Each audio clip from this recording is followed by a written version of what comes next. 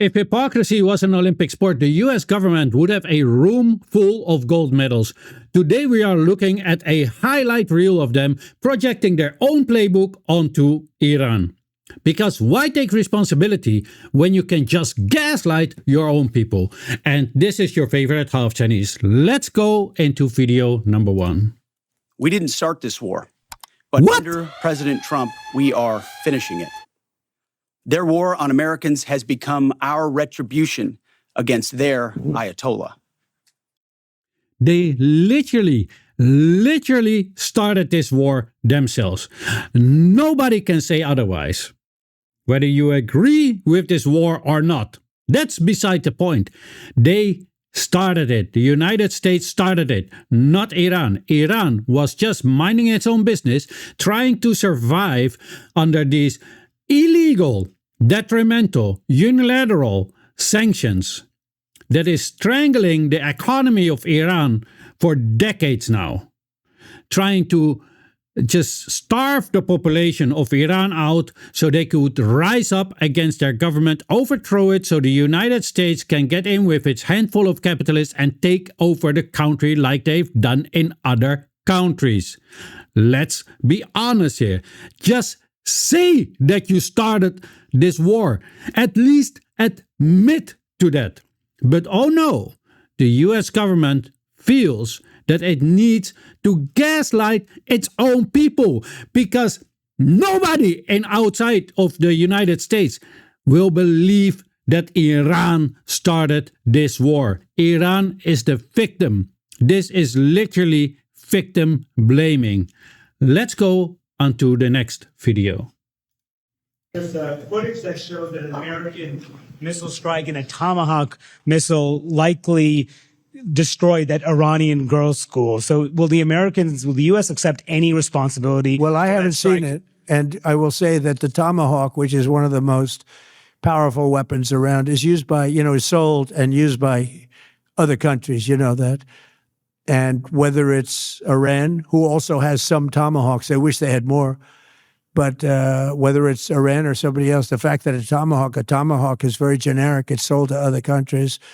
But that's being investigated right now.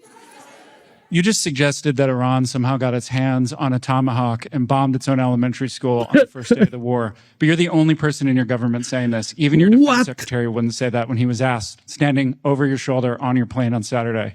Why are you the only person saying this? Because I just don't know enough about it. I think it's something that I was told is under investigation. But tomahawks are used by others, as you know. Numerous other nations have tomahawks. They buy them from us. But I will certainly, whatever the report shows, I'm willing to live with that report. Not only is he gaslighting the American people, the United States, I can guarantee you, never sold a tomahawk to Iran. So it's out of the question to say that Iran has tomahawks. Not to mention, he's also throwing its what they call allies under the bus by claiming others have it. In other words, they might have done it. Like, no, they might not have done it. They don't have the capability. Most likely, the United States need to operate those functions to even do that. And so it's complete gaslighting, not to the rest of the world, because the rest of the world is smart enough to understand this, but to its own people, the people that voted for this person. Anyway, it doesn't matter what you vote in the United States anyway, because they're all puppets. Let's go to Sweetie Rubio. I think we are all seeing right now the threat that this clerical regime poses to the region and to the world. They are trying to hold the world hostage. They are attacking their neighbors. They are attacking neighboring countries, their energy infrastructure, their civilian population. They're attacking embassies. This is a terrorist government. This is a terroristic regime.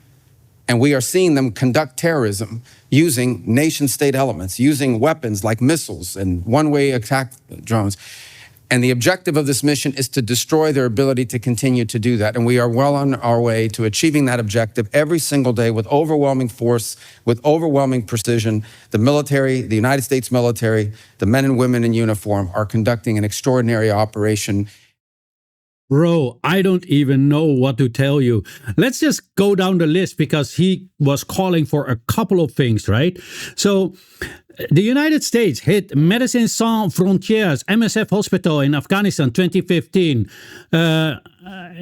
About one AC-130 gunship attacked an MSF hospital in Kunduz, killing 22 staff and patients. Widespread civilian casualties. Studies estimate that US-led wars since 2001 have caused approximately 940,000 direct deaths across conflict zones in Afghanistan, Iraq, Syria, Pakistan, and Yemen, including a significant number of civilians. These are direct deaths, right? The amount of deaths is way, way higher. Israel offensive military actions, attacks on other nations. Israel military operations have extended across the Middle East. A recent analysis documented extensive activity over a 20-month period. Occupied Palestinian territory 23 to 25, at least 18,235 people lost their lives, includes attacks in Gaza and West Bank as part of ongoing conflicts. Lebanon, October 23 to June 25, at least 15,520 cross-border attacks escalating into major ground and air campaign. In 2024, Israel has a long history of intervention in Lebanon since 1978, 1982, and 2006. Do we call that interventions when Israel does it? But if somebody else even sneezes, then it is called terrorism. Let's be honest here, right? Syria, October 2023, June 25, at least 616, a sustained campaign of airstrikes targeting military infrastructure. Iran, October 23 to 25, at least 58 long-range strikes on military and nuclear sites. Yemen, October 23, June 25, at least 39 strikes on Houthi-controlled infrastructure such as ports and power stations. Attacks on energy structures. Gaza power plant in 2006. The Israeli Air Force bombed the Gaza Strip Sol power plant, an act that a detailed Israeli human rights report described as a war crime. Oil facilities, Yemen, 24 and 25. Israeli strikes targeted Houthi-controlled oil terminals and power stations in Yemen, including the Ras Isa oil terminal and Hodeidah port, aiming to disrupt military supply lines and revenue. Fuel depots, Lebanon 24. During the 24 escalation, Israeli airstrikes targeted fuel storage facilities in Lebanon, contributing to energy shortage. Attacks affecting civilian populations. Military actions have resulted in widespread destruction and a high number of civilian casualties. Gaza Strip 23 to 25, according to the Palestinian Ministry of Health in Gaza, as of June 2025, at least 56,077 people have been confirmed killed and 131,800 have been injured. The operation has been widely described by an expert and human rights organizations as genocidal, with thousands more feared dead under the rubble. The bombing campaign has destroyed or damaged over 50% of homes and critical infrastructure. Occupied West Bank 23-25, Israeli military operations have led to the displacement of at least 40,000 Palestinians and the deaths of nearly 1,000 Palestinians, including more than 200 children. Lebanon, 1982, 2006, 23 to 24, 1982 invasion. By the end of 1982, nearly 20,000 people had died, with 30,000 more injured, according to Lebanese authorities. 2006 war, the 33-day war, resulted in the deaths of 1,200 Lebanese, mainly civilians, and caused widespread destruction of infrastructure, including Beirut's international airport. 2023 to 2024 conflict. Since the mid-September 2024, the death toll of Israeli strikes in Lebanon has risen to more than 1,000, according to Lebanon's health ministry, with hundreds of thousands displaced. Was Rubio not talking about those kind of things and calling that?